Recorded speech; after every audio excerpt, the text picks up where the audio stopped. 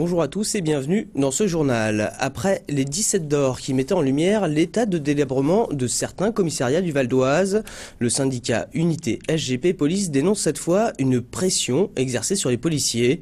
En cause, la mise en place à Cergy-Pontoise d'une activité par agent destinée selon le syndicat à accroître le nombre de PV. Unité SGP Police a saisi la CNIL jeudi dernier à ce sujet. Plus d'explications avec Yoann Bensoussan. Scène banale de contrôle routier sur un rond-point de Cergy-Pontoise. Les policiers contrôlent la vitesse, le port de la ceinture ou encore l'usage du téléphone portable. Des infractions avec souvent à la clé des procès-verbaux pour les contrevenants. Des PV aujourd'hui au cœur d'un malaise grandissant dans les brigades de l'agglomération. Le principal syndicat des forces de l'ordre met en cause une fiche d'activité contraventionnelle et surtout nominative. En clair, chaque policier serait jugé sur ses résultats quotidiens. Avant, le policier de terrain, bien sûr, avait toute l'attitude nécessaire à verbaliser. L'insécurité routière fait partie de notre mission prioritaire. Mais en contrepartie, entre hier, constater une infraction et aujourd'hui la rechercher, là est toute la différence. On a plutôt l'impression qu'aujourd'hui, on devient plus une police de statistiques qu'une police dévouée pour nos concitoyens. Selon le syndicat, ce compte-rendu d'activité aurait été mis en place il y a moins d'un mois par la direction, et cela sans concertation. Une course au PV que dément le directeur de la sécurité publique du Val d'Oise, Frédéric Auréal. Injoignable, il s'est défendu dans les colonnes du Parisien. Pour lui, la fiche existe bel et bien, mais elle ne servirait en aucun cas à mettre la pression sur les policiers. Ce n'est pas une fiche d'objectif, mais une fiche d'activité, comme il en existe des milliers d'autres. Il s'agit d'un outil technique et rien d'autre qui permet d'évaluer une activité et qui ne fait pas l'objet d'un stockage ni d'une exploitation informatique. Alertée par le syndicat, la CNIL, la Commission nationale de l'informatique et des libertés, s'est saisie de l'affaire pour juger de la légalité de cette fiche d'activité. Aujourd'hui en test sur Cergy-Pontoise, elle pourrait, selon Frédéric Young, être étendue à l'ensemble du département. En bref, le ministre de la Ville, Maurice Leroy, a annoncé mercredi en Conseil des ministres la création, dans le cadre du Grand Paris, d'une nouvelle forêt de 1000 hectares sur la plaine de Pierre-Leb-et-Sancourt. Initialement prévue autour de l'aéroport de Roissy, la forêt sera finalement plantée sur ce territoire à partir de 2017 en accord avec les agriculteurs concernés. Le projet s'accompagne de la construction de 8000 logements aux franges de la forêt.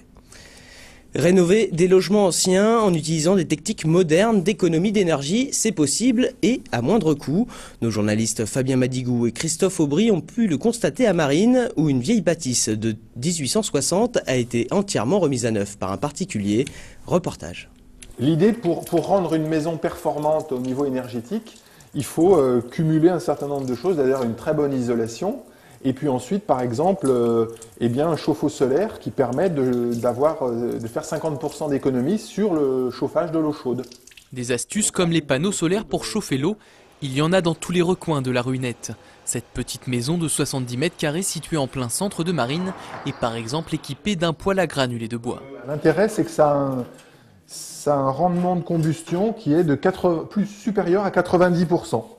Donc ça permet de chauffer une maison. Voilà, ça permet de chauffer une maison, tout à fait. C'est un poêle qui fait 9 kW et donc qui permet de chauffer une maison de 100 mètres carrés. Un chauffage qui a l'avantage d'avoir un coût dérisoire évalué à 250 € par an pour une tonne de granulés. Et les économies d'énergie ne s'arrêtent pas là.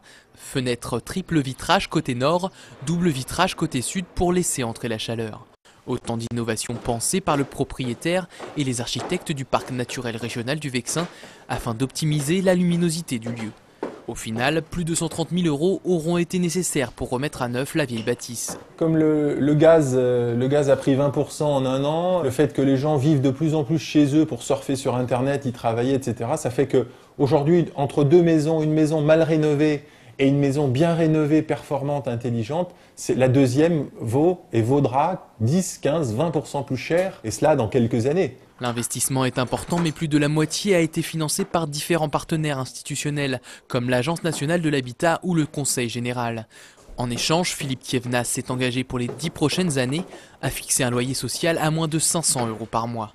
Tout le monde semble donc trouver son compte dans cette maisonnette qui a conservé ses charmes extérieurs du 19e, tout en alliant le confort durable du 21e siècle. À l'italienne, simple, sympa. Et dans le but de promouvoir les économies d'énergie dans le département, l'espace Info Énergie organise ce samedi la visite de ce site exemplaire. Vous trouverez toutes les informations sur veonews.fr. Allez, un peu de culture maintenant. L'abbaye de Maubuisson vous invite à un voyage dans l'univers de l'allemand Jan Kopp jusqu'au 1er octobre. 4 salles sont occupées par des œuvres que l'artiste a réalisées seul ou avec l'aide d'habitants du Val d'Oise qui l'a sollicité. Le reportage de Roman Delay.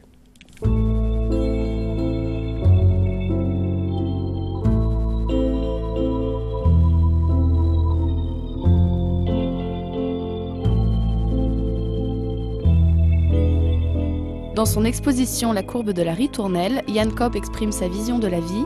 Ses œuvres, sculptures ou vidéos, rappellent le sens non rectiligne de l'existence dans un mouvement circulaire et répétitif. Une sensibilité contemporaine qui s'intègre parfaitement dans ce lieu chargé d'histoire. L'artiste a voulu faire écho à l'architecture cistercienne, donc en reprenant le motif de la courbe qu'on peut voir dans les voûtes de cette salle.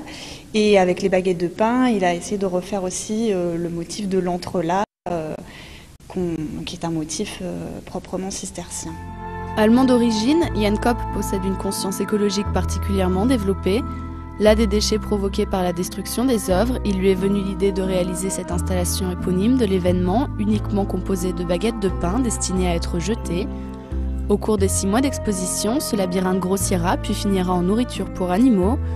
L'entrée gratuite vous permettra de revenir aux différents stades de cette exposition évolutive.